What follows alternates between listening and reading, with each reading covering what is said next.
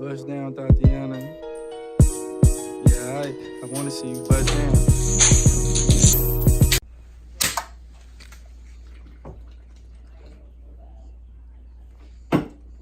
What's up, guys? S1 is here with another implementation, another video on how the banks straight up screw you over.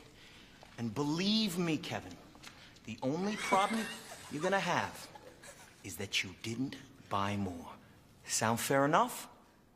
My wife might divorce me, but yeah, let's do it. Oh, yeah. How they're designed to make the average person poor. Let's get straight into it. First thing that I feel like you guys should know is how the banks work and how they make an average person poor. So let's say you saved for like 30 years straight. Do you know how much percent you would have lost over the course of those 30 years? 90% of what you saved. Meaning 30 years ago you started saving, today you would have 10% of today's money. Now hopefully that kind of got your guys' attention, because that's kind of mind-blowing and mind-boggling how everybody tells you to save money, yet 30 years down the line, you end up only being able to use 10% of what it's worth. Let me explain how banks work so you guys can kind of understand how they're able to make money off of your money. So let's say you deposit $100 into an account, and a bank can lend that $100 because you check your app and all it says is that you got $100 saved. What they do is they lend it to somebody else and they charge interest. Makes sense, right? People make monthly payments, they pay interest. That's how a bank makes its money. But there's something that's called fractional lending, where a bank can turn that $100 that you deposited into $1,000, like a flick of a switch. They lend it out to 10 people and charge interest. Now we're getting into some serious money-making skills without any of y'all knowing, and y'all just getting receipts with numbers on your account. You know what I'm saying? But your boys keeping it real, because I'm telling you how it is. A bank does not keep your $100 or $1,000 or $100,000 locked in a safe forever, giving you a penny here and there. No, they will turn that money and leverage it to make more money. That's what happens in a business. You leverage your money to make more money. It's the same system that everybody who is successful has to use at one point or another in their life. Let's say these banks been doing it for a long time. Know what I'm saying? When they run out of that dough, you know where they go? They head over to the homeboy's house. They be like, yo, I'm broke. I need some money. AKA the Federal Reserve. The Federal Reserve's, I got you, bro. Here's dinero. And that's literally how the bank works when they run out of money. I don't know if they can get the gist of that. That was unintentionally really good. So the bank's been doing this for a long time. When they can never run out of money because they have the Federal Reserve to print money for them. Now what happens over the course of time?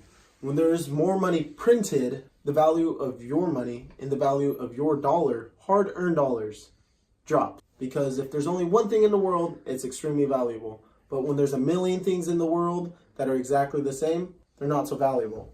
Because of that, there's something that's called inflation at the rate of 3%.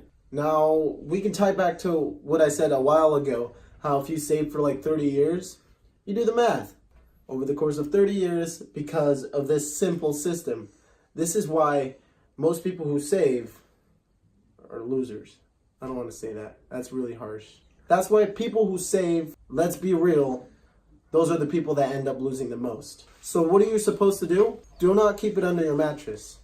Buy seeds that grow, meaning investments, meaning businesses. Something where your dollar is out there working for you, bringing you back a couple pennies. It's like $1 and $1. Like the homeboy and the homegirl, they get to love and they make pennies. Those little baby pennies grow up to be like $100 bills. You feel me? Now, what should you do with all of this dough that you be working for? Don't be buying all of these things that lose their value over time. Yeah, I have a decent computer. Yes, in like 5 years, that thing's gonna be worth $100. I understand.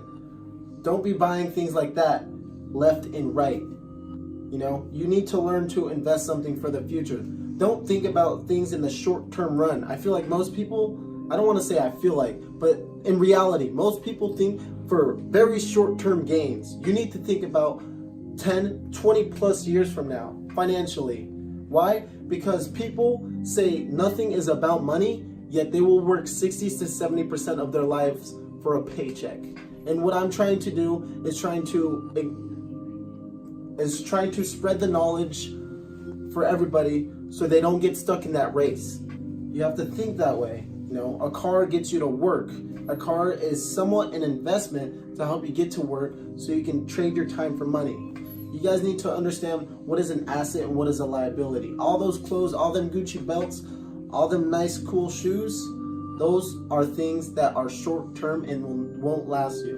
Knowledge will last forever.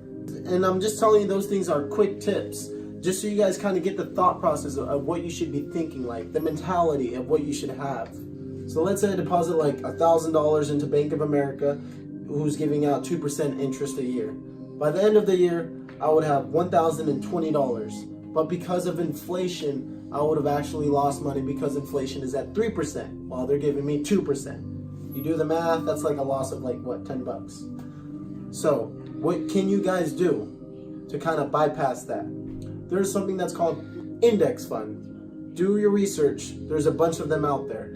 On average, those gain about 9 to 10%. That's one. There's something that's called CD, certified deposits. Those are banks that give you interest on 2.5 to even 3.5%. That's another way to bypass inflation.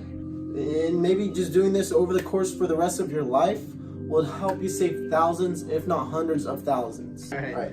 Thank you for, if you watched this entire video, thank you for your support.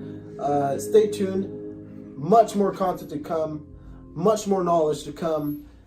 Y'all finna get smart. Y'all finna get that bread. Don't forget to hit that subscribe button. And please just drop a like. Drop a hate comment, a like comment, whatever it is. I don't care. Whatever helps.